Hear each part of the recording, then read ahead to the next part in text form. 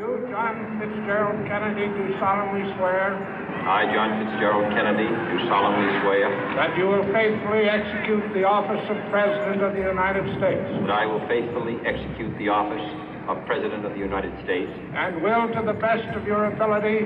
And will, to the best of my ability. Preserve, protect, and defend the Constitution of the United States. Preserve, protect, and defend the Constitution of the United States. So help you God.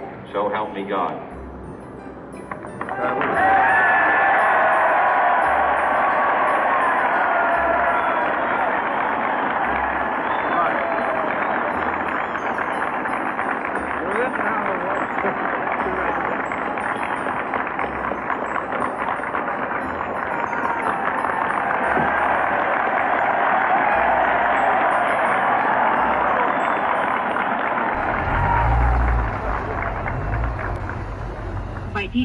Vice President Johnson, Mr. Speaker, Mr. Chief Justice, President Eisenhower, Vice President Nixon, President Truman, Reverend clergy, fellow citizens.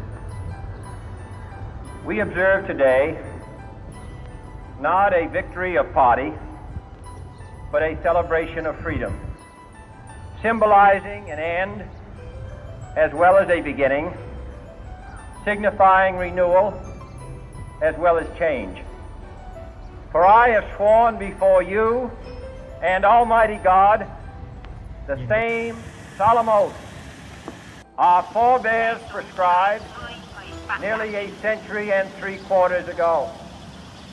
The world is very different now, for man holds in his mortal hands the power to abolish all forms of human poverty and all forms of human life.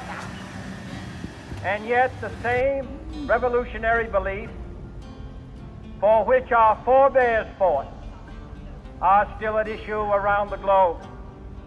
The belief that the rights of man come not from the generosity of the state, but from the hand of God. We dare not forget today that we are the heirs of that first revolution.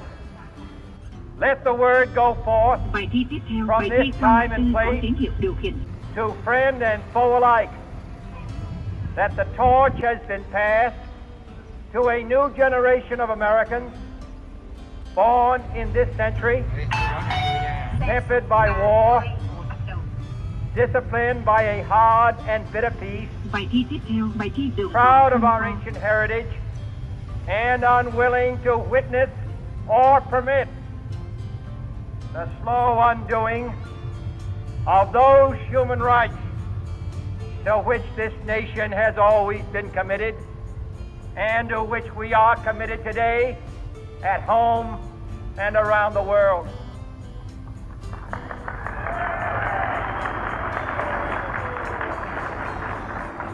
Let every nation know, whether it wishes us well or ill, that we shall pay any price, bear any burden, meet any hardship, support any friend, oppose any foe, to assure the survival and the success of liberty.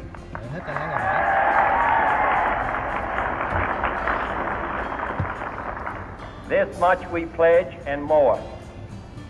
To those old allies whose cultural and spiritual origins we share, we pledge the loyalty of faithful friends. United, there is little we cannot do in a host of cooperative ventures. Divided, there is little we can do, for we dare not meet a powerful challenge at odds and split asunder. To those new states whom we welcome to the ranks of the free, we pledge our word that one form of colonial control shall not have passed away merely to be replaced by a far more iron tyranny. We shall not always expect to find them supporting our view, but we shall always hope to find them strongly supporting their own freedom, and to remember that in the past, those who foolishly sought power by riding the back of the tiger ended up inside.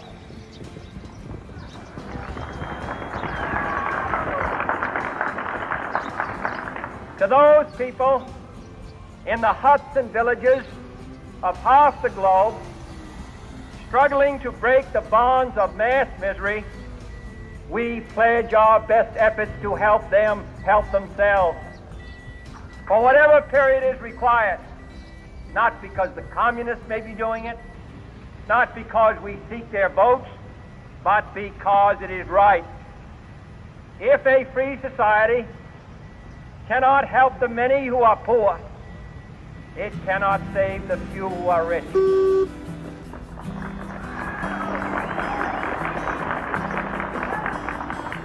To our sister republics south of our border, we offer a special pledge to convert our good words into good deeds, in a new alliance for progress, to assist free men and free government in casting off the chains of poverty.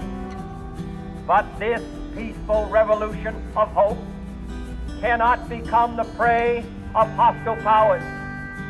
Let all our neighbors know that we shall join with them to oppose aggression or subversion anywhere in the Americas. And let every other power know that this hemisphere intends to remain the master of its own house.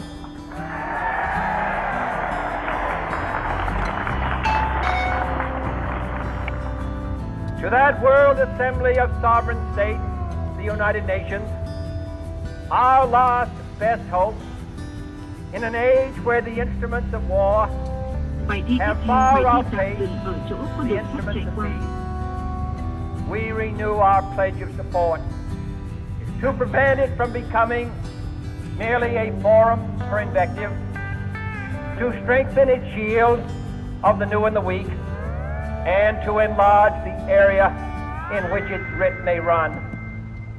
Finally, to those nations who would make themselves our adversary, we offer not a pledge, but a request that both sides begin anew the quest for peace.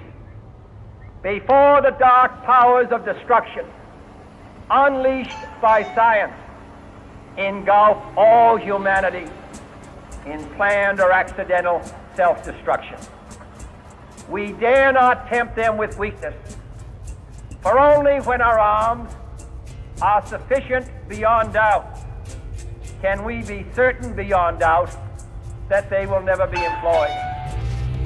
But neither can two great and powerful groups of nations take comfort from our present course, both sides overburdened by the cost of modern weapons, both rightly alarmed by the steady spread of the deadly atom, yet both racing to alter that uncertain balance of terror that stays the hand of mankind's final war. So let us begin anew, remembering on both sides that civility is not a sign of weakness, and sincerity is always subject to proof. Let us never negotiate out of fear, but let us never fear to negotiate.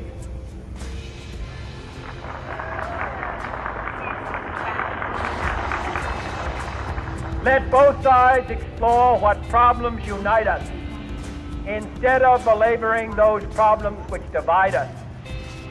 Let both sides, for the first time, formulate serious and precise proposals for the inspection and control of arms, and bring the absolute power to destroy other nations under the absolute control of all nations.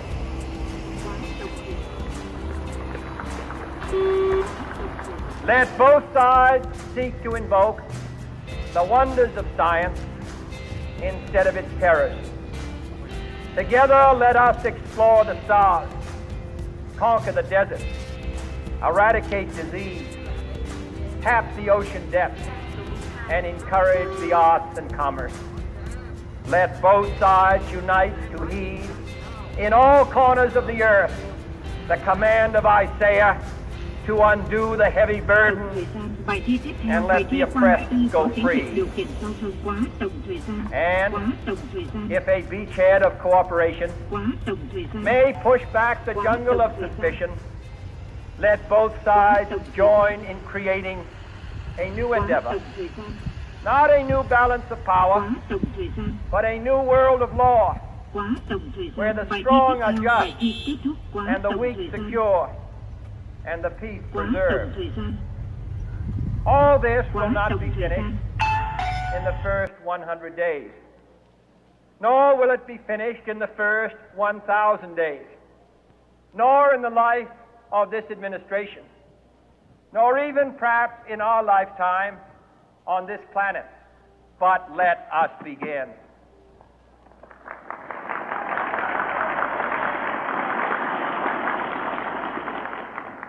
In your hands, my fellow citizens, more than mine, will rest the final success or failure of our course.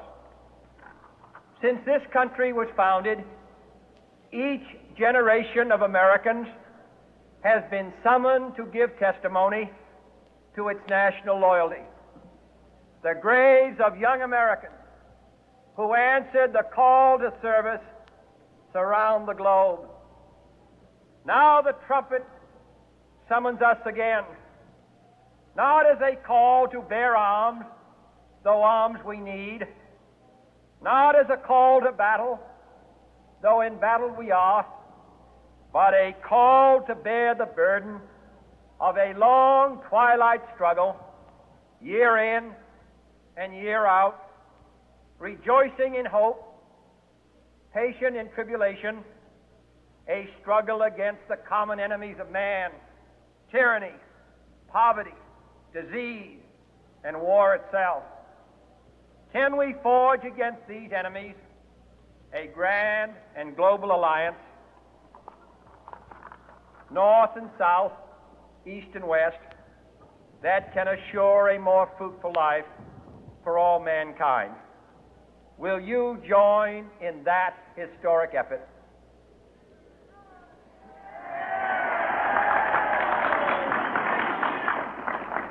In the long history of the world, only a few generations have been granted the role of defending freedom in its hour of maximum danger.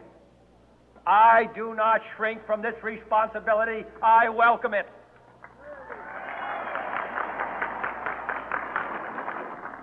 I do not believe that any of us would exchange places with any other people or any other generation.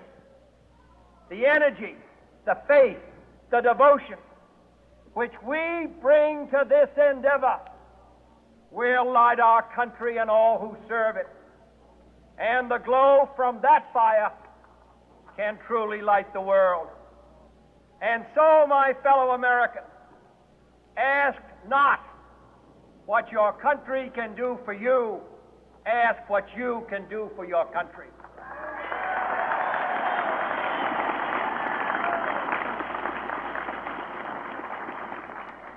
My fellow citizens of the world, ask not what America will do for you, but what together we can do for the freedom of man.